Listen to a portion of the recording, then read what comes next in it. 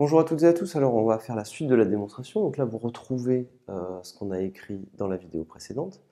Et maintenant, eh bien, on a notre fonction k de x qui est bien définie parce qu'on est assuré que le dénominateur ne s'annule pas. Et ça, on peut le préciser. On peut poser pour tout x qui appartient à R, k de x égale f de x sur g de x. Vous pouvez préciser ici que g ne s'annule pas. Et ça, d'après le préalable. Et donc, votre fonction k est bien définie. Donc maintenant, vous pouvez le faire d'après le préalable. Et ce qu'on va faire, c'est qu'on va donc vouloir dériver cette fonction, montrer que la dérivée est toujours égale à 0, et du coup, si la dérivée est nulle, eh bien la fonction est constante, et on va montrer que cette fonction est constante égale à 1. Alors faisons-le.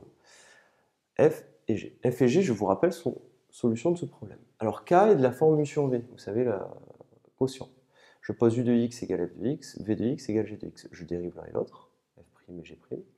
Et j'applique la formule vu' moins v'u divisé par v carré. Je vous la recopie. Je vous rappelle le petit moyen mnémotechnique, v carré, vu' moins v'. v. Maintenant, voilà ce qui se passe. J'ai ma fonction qui est là. Ça me donne g de x, f de x. Alors, je l'ai recopié, mais attention, f est solution du problème. Donc f' égale f. G' égale g. Et j'obtiens g de x fx moins g de x fx. Et on s'aperçoit que cette quantité, elle vaut donc 0, puisque c'est la même chose qui est décrite là et là. La dérivée de k est toujours égale à 0 pour tout x. Ainsi, il existe un réel c, tel que k de x est égal à c. Et c, c'est quoi? Eh bien, cette constante, je vous rappelle comment on fait pour la trouver. Quand vous avez une fonction qui est constante, pour n'importe quelle valeur de x, ça vaut toujours c. Donc, si vous trouvez une valeur, si pour une valeur, vous arrivez à trouver k de cette valeur, vous avez la valeur de la constante.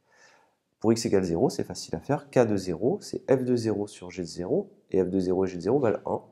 Ainsi, la constante vaut 1. On a donc que k de x est toujours égal à 1. Ainsi, f de x sur g de x, c'est égal à 1. Et si f de x sur g de x est égal à 1, ça veut dire que pour tout x, f de x égale g de x. Et donc, la conclusion, c'est que f est égal à g. Ainsi, si on prend deux fonctions solutions de ce problème, elles sont égales. En conclusion, on peut affirmer eh bien, que si on a l'existence d'une solution à ce problème, la solution qu'on trouve est unique. Je vous remercie et à très bientôt.